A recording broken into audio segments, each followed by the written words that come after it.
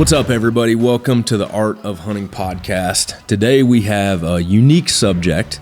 If you follow this podcast for some of our hunting content, this will just kind of be a little bit of an eye-opener, probably something that you're really interested in. You didn't know that much about art. If you are an artist or a fellow creative, you probably know some of this, and you might find some of this content interesting and helpful. But today we're going to talk about copyright law, how that works in my career, and some of the legal things that I've run into over the years and how that stuff worked out. So it's pretty interesting. Not a lot of people know about it, so we will get right into it. So copyrights, as the world has advanced rapidly with intellectual property, social media, digital images, digital footprints, NFTs, you name it. We have come a long ways in a very, very short period of time. And the intellectual property has become a big deal because it's easier to rip people off, basically. When you're an artist like myself and you have your product, your intellectual property is posted online or on social or available as products, you have people that are going to rip that off. And there's a lot of gray areas. There's some black and white areas too in that. But I just want to unpack some of the things, some of the ramifications of how that works for an artist, how that works in our finances, and just really how it works in general. The first thing we'll start off with is as an employee versus a self-employed. So when I was a W-2 employee at the Turkey Federation, that was my only real long-term job out of college. When you are an employee of a company and you are on payroll, the company owns anything that you create on payroll. So if I did an illustration or design as a salaried employee for the Turkey Federation owns that work. Works that way if you're in an agency, anywhere else. When you sign a contract to work for that company, day in, day out, week by week, you have a retirement, benefits, all that kind of stuff. As a creative, anything you create is owned by that company that's paying your salary.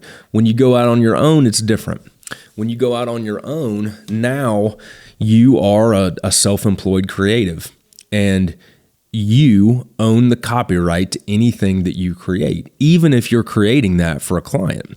If you are not on payroll, if you're not under a work for hire contract or anything under that company, you inherently own the work that you create on your own.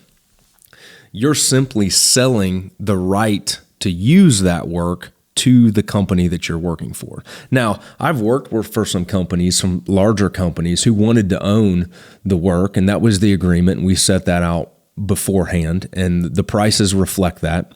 But I still inherently own the work.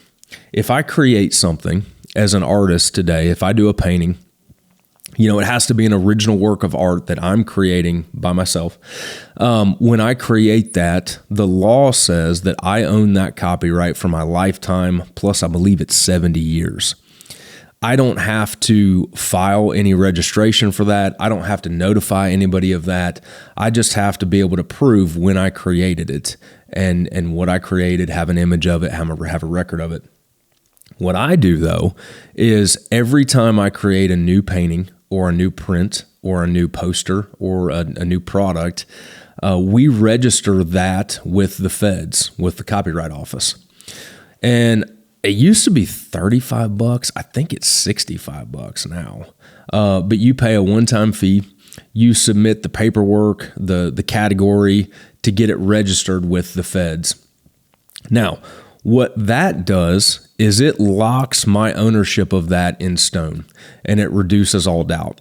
So if somebody wanted to rip off my work and I don't have it registered, what we would have to do, there'd be some legal fees. If we went to court, we'd have to go through all the documentation and prove that I created it. You'd have to prove it, right? And that's going to cost you some money and legal fees and time, which is everybody's most valuable resource. If I have it registered with the feds, it's a no-brainer deal. And when we see someone ripping off my work, we send the paperwork. We have a registration number, and we send all the paperwork and say, look, this is concrete, set in stone. This is my work, and you've stolen it. You got to take it down. You got to pay, whatever. And that reduces all doubt. It also gives you a lot more protection as an artist. I think I'd have to go back and look at this, but I believe if you have a registered work, it's up to $250,000 and legal fees reimbursed and all that kind of stuff. No questions asked. If you don't have it registered, you have to fight for all that stuff, and you have to prove it as we go along, which can get expensive. And considering the amount of knockoffs and lawsuits and legal stuff that we've dealt with over the past few years, anytime I create a new major piece of work, we just go ahead and pay the $65 and get it registered with the feds, because it's just good to have on hand. And we've gotten to a point it's invaluable to have, really. So I didn't do that the first few years. Like, I was broke and just trying to get a business off the ground. And, I think it was 35 at the time, but $35 at that time for something we may or may not need, I'm not paying it. Like, I don't have that extra money just floating around because I was broke. Now it's just a business expense. It's just part of doing business. It's what we do. So again, the reason that is important is, as an artist, you have got to own your work. It's imperative that you own your work. And I've seen it over and over and over again. It's kind of like you hear all the time people talking about musicians owning their masters, owning the master recording of their work. When you sign a record deal with a record label, the record label owns that master for the most part. It's really expensive to produce and own and all that kind of stuff. And you hear a lot of artists that are just so grateful to have a break or have someone believe in them that they sign contracts, and I've done this myself. They sign contracts that are just not very beneficial long-term, but it's $1. It's like anything. It's just like a little bit of oxygen when you've been underwater. You'll take any bit of oxygen you can get. But if people really blow up and their career takes off, a lot of times you can get yourself in a bad spot because you signed a contract that wasn't great out of the gate. And I've done that and learned from it too. But the masters are a big thing. When a musician signs with a record label, the record label owns the master, and they have a lot of control of how to distribute it, where it's played, what movies it's in, all that kind of stuff. And the record label makes the money and then pays out the artist and the songwriter and all those people like that. That's the way I understand their industry anyway. I'm not an expert there. But when you own the master, you have control. You get to determine where it's played, how it's played, what movies it's in, if it's in a movie. You essentially, it is a harder path. It requires more out of you. It's going to require more sacrifice and more money up front. But in the back end, it can be way more beneficial to you because you you own your own work. You own your own future. You create your own destiny, and you're not at the beck and call of somebody else. So as an artist, it's really important to own your work. And I'll get into a few reasons why here in a little bit. But as an artist, everybody thinks that what I do is just create, I take my pencils and my paintbrushes and I just create things and just people throw checks at me, and it does not work that way. What we are doing a lot of time is we are owning that work and we're sort of licensing it out to other people. We're renting that work out. So people are paying us to use it, but we still own it. And that is the key. That's the key, because you just never know. I've had some paintings that over the course of their lifetime may earn tens of thousands of dollars. I've had some paintings that are turds. I've got paintings sitting in my studio right now that haven't even seen the light of day because I don't like them. But my point is, you just never know what could be a commercial success as an artist. You're trying so many things, you're doing so many things, and you just never really know what's going to hit.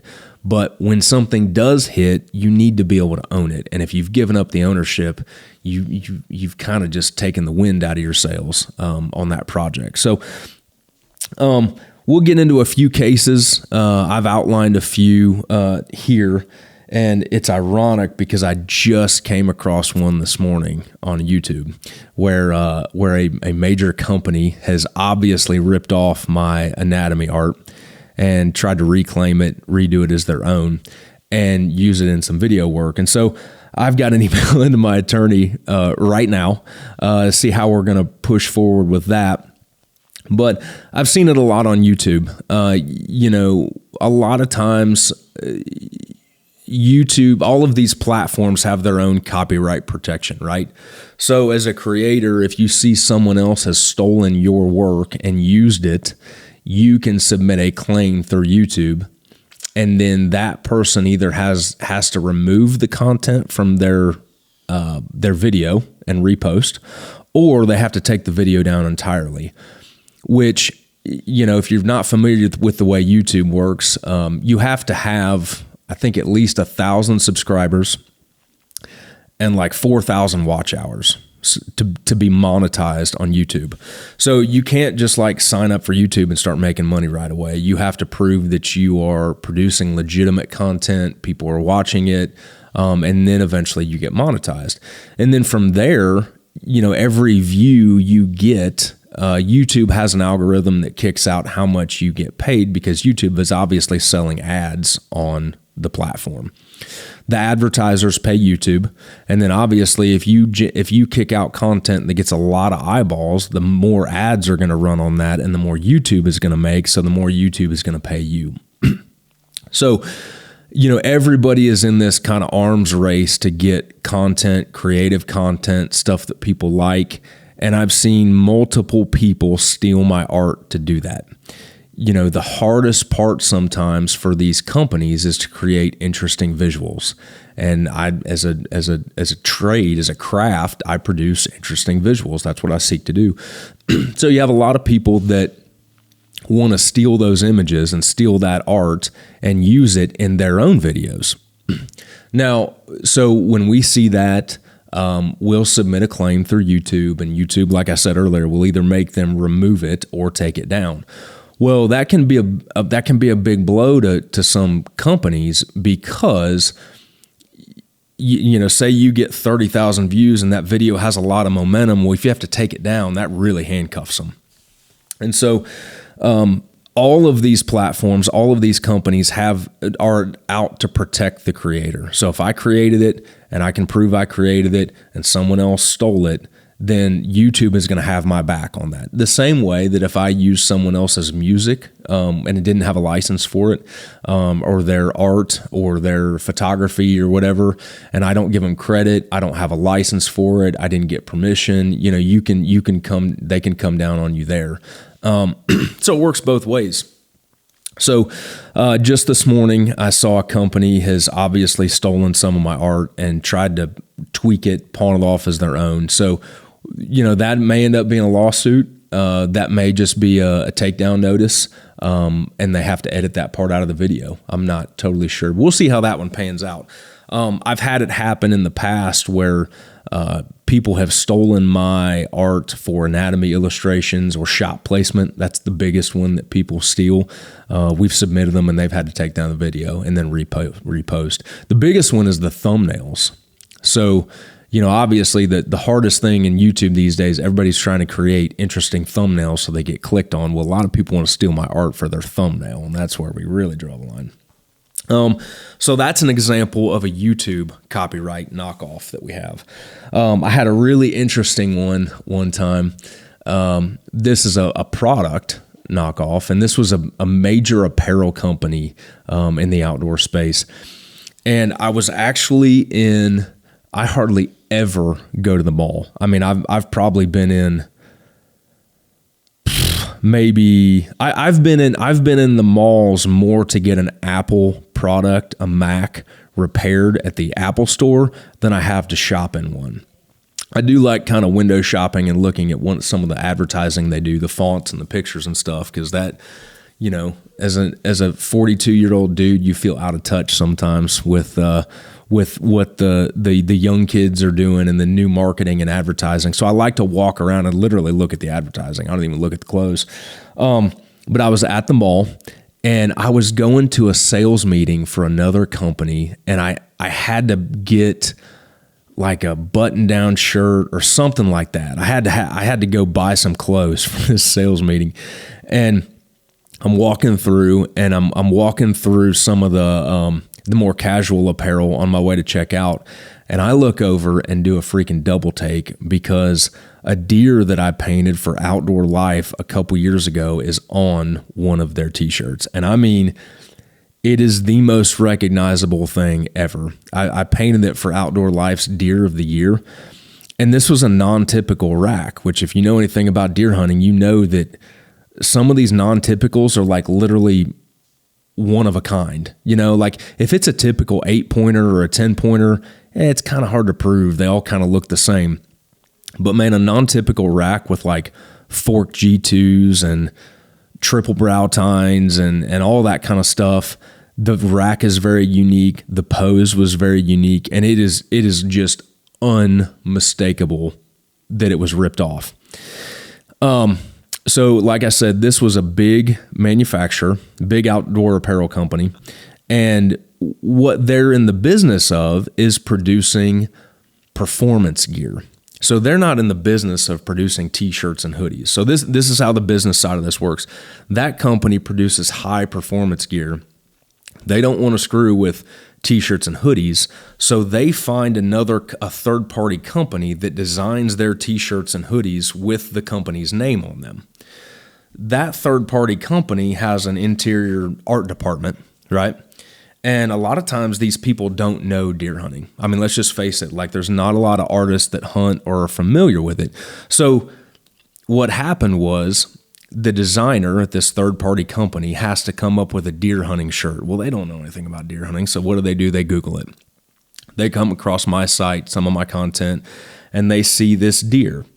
They take this deer from my website and then sort of re-illustrated it, kind of ran some Photoshop filters on it, but didn't change anything about the pose, the tines, the non-typical points, anything. It is blatantly obvious. They put that on the shirt, but don't tell their boss where they got the art. Their boss from this company obviously pitches it to the big apparel company and doesn't tell them where they got the art because they don't know. So this big apparel company loves it. They want to run a bunch of it, and it's at retail at Belk, okay? So this is a big no-no because obviously the company is selling product and making money off of my art that they stole. So this is a big deal. I get with my my lawyer, my attorney. What we do is send a cease and desist to Belk. Belk is pissed off at the company because they're like, hey, you're putting product in my stores that you have copyright infringements on. What's the deal here? Well, that company, the big apparel company, is pissed at the third-party company because they're like, hey, you designed us and pitched us a t-shirt with our logo on it that has a stolen art on it, and you didn't tell us.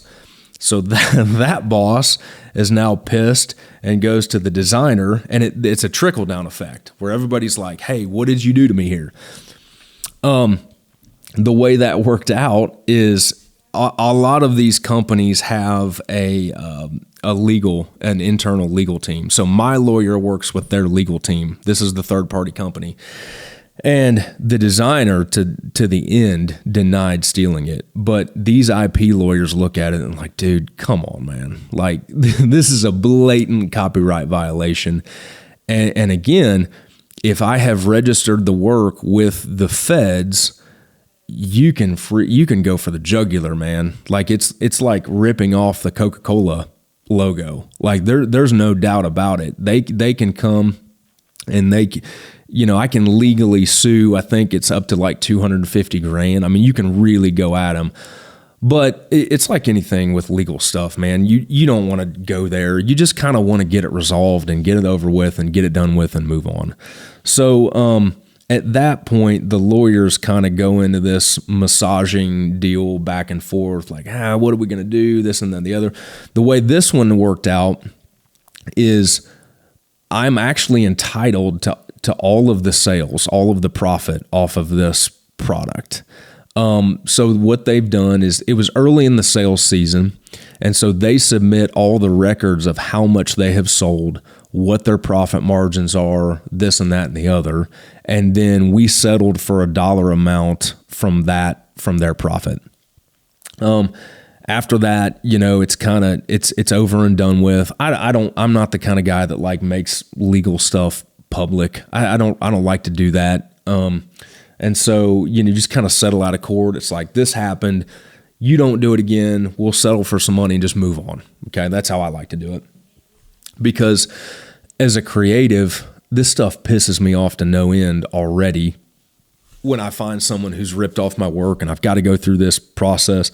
But it's also a big distraction, man. And what I like to do is I like to keep my head in a good mental space to keep pushing forward and being creative. I don't like to get caught up in this legal stuff. Anybody that's been in any legal situation knows it's massively distracting. You just don't want to go there. You just want to get past it and move on with it.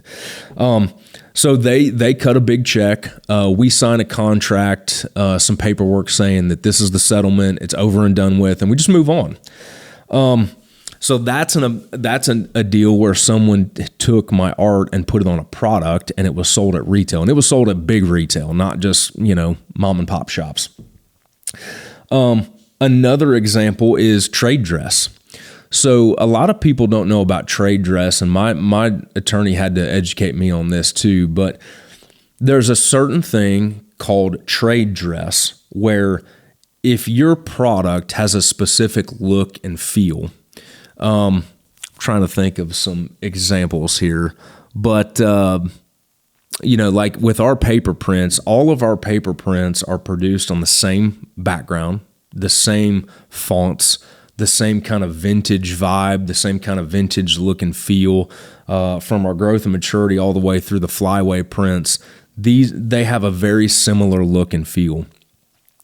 If someone were to create a product that may not actually steal my work, my drawings, but it is done and designed in a way that is, the definition is confusingly similar to an end consumer, we can sue for that. And the reasoning is, I can't take, like the Coke, I'm just thinking Coca-Cola, Coke. They're red and white, their scripty font. Even the Coke is the same red and white kind of scripty font. They have a very distinctive look and feel. And you can't go and say, well, I'm not going to call it Coca-Cola. I'm going to call it Kirby Cola with 2 Ks instead of 2 Cs. I'm not ripping off their name because it's different. But if you design a red can with the same font and it looks confusingly similar to a customer, you've ripped them off. Now, the creator, the company, the product has to create an established trade dress. Okay, you can't just design one thing and the first day you put it out there, someone else has knocked it off, and you have a big legal fight of who was first. You have to have an established product that's been there for years, and you do see that a lot. If you have certain logos that are unique, fonts and colors and textures, that when you see that, you think of this company, like Apple's one. Okay, Apple has a very, very, very unique branding, very simplistic, a lot of whites, very clean, sans serif fonts, all that kind of stuff. You can't go create a product called Orange and sell a similar looking phone with the same background, but instead of the Apple, it's an orange logo. They look almost identical, and so you can't rip off somebody's trade dress. We had that happen a year or two ago. I'm sitting in one of my son's soccer games. He was only like 3. No, he was probably 4 at the time, 4 or 5.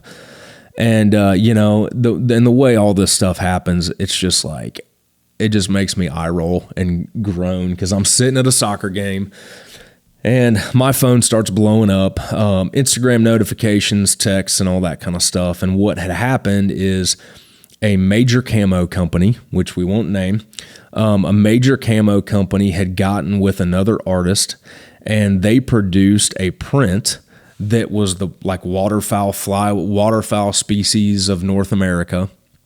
And it was the exact same dimensions, same background, all the duck heads lined up in a row. It was ridiculously, it was a trade dress knockoff of my North American flyway prints. We have all the four main species.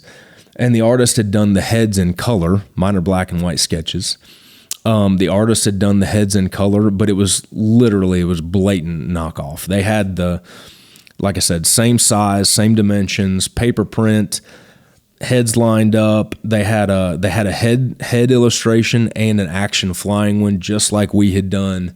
And then the camo company had branded it their own, and the camo company was the one selling it. So my phone was blowing up because everybody was tagging that product saying, hey, this looks exactly like Ryan Kirby's print. And then people are texting me the link and this and that and the other. And it's just like, man, I'm trying to sit here and watch my son's soccer game, and now I'm pissed off, and now I'm thinking about all these other things. And now I know that I've got to go to work tomorrow and deal with this stuff. And it's just a pain in the butt. What we did there is my lawyer emailed their legal team in Atlanta, and they were not an in-house legal team. They were an outsourced legal team. And these legal teams know that their company screwed up as soon as they see this stuff. But now they're kind of in damage control mode. Like I said earlier, they kind of like massage the situation back and forth.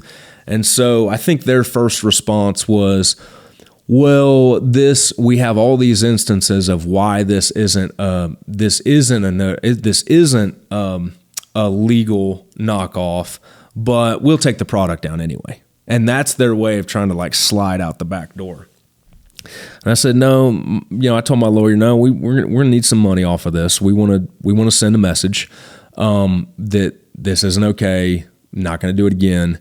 And that's how you know that they have no case, they've got no standings, is that they immediately start backing down. Like their first stance is, oh, well, it's not really a knockoff, but we'll take it down anyway. And we say, no, it's a knockoff and we need some money for this. And they say, oh, well, it's not that much of a knockoff because we have other examples of how it is anyway. And we're like, no, that's not true. We'll take this to court if we need to. The law says confusingly similar, as evidenced by all of the comments and Instagram notifications. Everyone that sees it and has seen my work thinks that it's similar. And so then they say, okay, how much do you want? And then we settle on a dollar amount out of court. And so that's kind of how all these lawyers operate. They want to they just backpedal real quick if they know they don't have a case. And so that's how that one worked out. The company took it down. They paid, it wasn't that much. And again, I'm not a huge prick. I probably should be, but I'm not going for a lot of money. Just enough to send a message, because what we really found out is that if you don't deal with this stuff and you don't nip it in the bud, it will get out of control. And then you don't have any choice but to really act on it. And then it gets expensive for everybody. So that's an example of a trade dress where they didn't actually steal an image of my work, but they designed a product that was confusingly similar to mine, and we got to take it down. So the biggest one, I got to take a sip of coffee for this one, is the foreign knockoffs. That's something that has been maddening for us past couple years. And in all this stuff, my lawyer tells me, like, you should be really flattered that all these people are trying to rip you off. And I'm like, I don't feel flattered at all. This sucks, and I hate it. But we have had, and if you follow my social media, you've probably seen these ads where what happens is, and this is the internet age. Like this stuff didn't happen 20 years ago, but this is the age that we live in now, where we've had foreign knockoffs, where a foreign company, and they're from China, we know who they are. We work on this stuff a lot on the back end, but a foreign company from China, they have taken images of my work, and I don't know if they bought a print and then stole parts and pieces of it there. Sometimes they just steal an image online and try to print it, which doesn't work very well. But they have started producing knockoffs of my paper prints. And what they do is they will take images, like home decor images and product images from my website, create their own website. And it's always something, I heard a guy say one time, the domain name looks like a cat walked across a keyboard, which I thought was hilarious because that's totally true. It's always something random like zibidoo.com or Belinquist.com or God knows what else. It's always a really weird sounding website. And if you look, the website sells nothing but counterfeit knockoff stuff from China. Like, it's not an outdoor art website. It sells, I don't know, shower curtains and pins and knockoff headphones. It's just Chinese crap is what it is. And they will take my stuff, and they'll create a product out of it. Then they will take that website and create a Facebook account for that, and they'll start running paid ads selling the prints. And it looks a lot like ours because they've taken the stuff off my website. So we've done all this work, trying to brand my work, trying to get it out there, trying to market to people. And honestly, we've done a really good freaking job of that. We have done a really good job of producing good work and marketing it and getting it out in front of people. So when they see this, they think it's my stuff. And I don't know how this happens, but people just take their brain out for a second. And so they see a product that we sell full price at $99 and they see it for $24. And they click on this random Facebook ad, goes to a random website, and they buy the thing and they think they're getting a deal. Well, the problem is the company has photoshopped all my branding out, and they have to pay these ridiculous, extra shipping fees and all that kind of stuff. They buy the product. It takes a month to 2 months to come in because it's shipping from China. And that's when the problems start. I've seen people email us all the time and they're pissed because what happens is once we recognize these people are advertising, we go in and we submit their ads to Facebook. Within 24 hours, the Facebook ad is removed. At the same time, we submit a DCMA takedown notice to the website because you got to remember, these people don't have a legitimate business. They don't have a retail presence. They don't have a store in the United States. They're just a fly-by-night company that's using Facebook ads to reach people in the States. So the product, they take your money. A month later or 2 months later, you may get the product, and the product sucks. I have seen everything under the sun, I feel like. Sometimes it's so low resolution you can't read it. I've seen the growth and maturity print where the text is in Chinese, which is kind of hilarious. They're damaged. They'll print a canvas that's too big, it's low resolution, put it in a bag and ship it over here, and it's just destroyed by the time it gets here. We had a frame shop last year call our office and say, I don't really know what to do with this print because it's backwards. And they had reversed the image. So the writing is backwards, the deer are backwards, everything's backwards. You can't read any of it. They Photoshop my branding off and put, random stuff in there to fill where I would normally sign and stamp stuff. And we just have to tell the frame company, the framer says, the customer says it's your print. He loves your work and has always wanted one. And this is the first one he's bought. And then we just have to tell him, like, that's not my work. I'm sorry. He bought a knockoff. There's nothing I can do for you. And that's the problem is, after a month or two, these people finally get their product. So they think that they're getting it for like a Christmas gift. It comes like middle of January. And these people, they take their brain out when they're going to purchase. They go to some random website. It's always through PayPal. because the Chinese company don't want the ramifications of a credit card company coming after them. So it's always through PayPal. And then by the time they get their product and they're pissed off, we've shut down the website that they bought it from. There's no product, there's no Facebook account, there's no customer support, there's no nothing. So they're pissed and they come to us. And for some reason, like some of these people will swear up and down they bought it from us. And it's like, look, we don't have an order in here for you. We don't have an order number. You didn't buy it from RyanKirby.com, which is the only place that you can buy them. Like, there's nothing we can do for you at this point. And that sucks because, not only did the customer get screwed, but they sent their money to China. Like, we don't see any of that. It went to China. There's no, and that's the hardest part about it, the foreign stuff, is that American consumer that worked hard for their dollar literally sent their money to China. There's no tax revenue that stays in the States. There's no incentive that stays in the States. Literally, all you have is an American consumer that got ripped off and sent their money to China. And there's no benefit for anybody except for the Chinese knockoff company. And that's the frustrating part. And we have to tell people all the time, like, look, there's nothing we can do for you.